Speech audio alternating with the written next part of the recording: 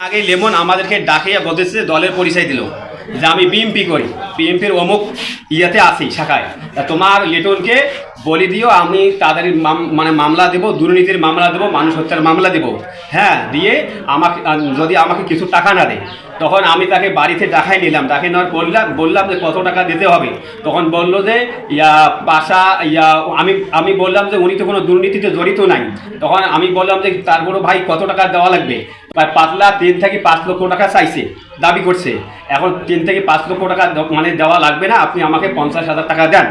আমরা খুব কষ্ট পাইছি, আমাদেরকে চেনে না বা আমাদেরকে সে কোনোভাবে দেখে নাই বা বুঝতে পারছে না, নাম শুনেই তারা একটা নাম ব্যবহার করে অন্যের কাছ থেকে দাবি করছে কোনো কিছু। তো এবং সে যেহেতু ভোট স্বীকার করছে, এখানে সাংবাদিক ভাইরা আছে, এখানে প্রশাসনিক লোকজন আছে, এবং তাদের উপস্থিতিতে আপনি যেহেতু ওয়ার্ডের প্রতিনিধি মেম্বার রানিং, যার কারণে আমি আপনার হাতে দিচ্ছি দায়িত্ব, এরপর যেন আর কোনো ধরনের কুকাম করতে না পারে, আর যদি করে সেটা আমাদেরকে জানাবে।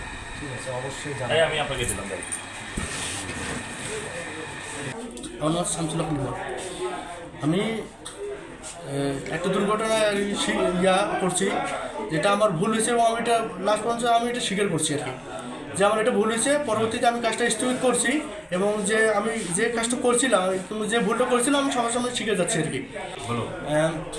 আমাদের গ্রামে যে সমাজসেবা চাকরি করে লিটন স্যার, উনি সমাজসেবা চাকরি করে, এবং যখন ইউনিয়ন পরিষদের নির্বাচন হয়, আমাদের তুরবান থেকে নুরুল ইসলাম সাহেব নৌকা নিয়ে নির্বাচন করছিলেন, এবং তখন আমাকে আর কি বিভিন্নভাবে থ্রেট করা হয়েছিল গ্রামে, যে আমি শুধু বিএমপি করি, এইভাবে করা হয়েছিল। তারপর এই যে উপজেলা যে নির্বাচন হইলো তখনও আমাকে থ্রেট করা হয়েছিল, প্রতিটা নির্বাচনে এইভাবে আমাকে থ্রেট করা হয়েছিল।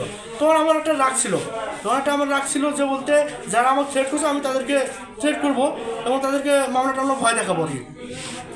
এবং আমি ইতিমধ্যে যখন আমাদের এই অবস্থা, তখন আমি তাদের সঙ্গে কথা বলি, তাদের সঙ্গে টাকা বিষয়ে কিছু কথা বলি। তাদের মধ্যে কে নাম বলো? তাদের মধ্যে শুধু লিটন সিসাই, এর মধ্যে শুধু লিটন সিসাই। এবং লিটন সিসাইয়ের সঙ্গে আমি কথা বলে উনি আমাকে টাকা দিতে চাইছে। পরে কত টাকা? উনি পরে আমার 50,000 টাকা দিতে চাইছে। পরে আমি যখন দেশনায়ক তারেক রহমানের বক্তব্য শুনছি যে দেশে কোনো দুর্নীতি চাঁদাবাজ করা যাবে না, আর কেউ চাঁদাবাজ করলে তাকে ধরিয়ে দিতে হবে, পরে আমি যখন এটা তারেক রহমানের যে বক্তব্য দিচ্ছে, আমি বক্তব্য শুনছি, শোনার পর আমি তার কাছে ক্ষমা চেয়েছি এবং বলছি স্যার আমাকে 80 টাকা দেওয়ার পরে উনি আমাকে চা খাওয়ার জন্য টাকা দিতে চাইছে। আমি বলছি স্যার আমাকে চা খাওয়ার টাকা লাগবে না, আর পারলে আপনি আমাকে ক্ষমা করে দিয়েন।